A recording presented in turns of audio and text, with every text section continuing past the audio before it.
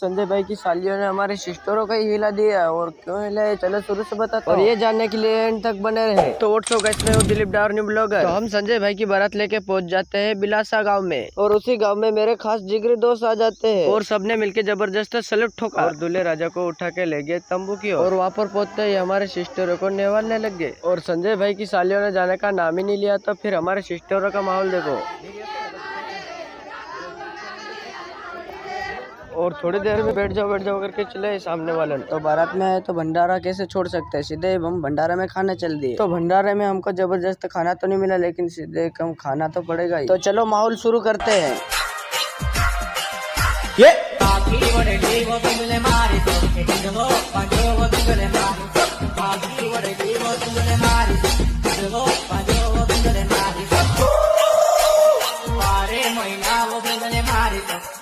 महिला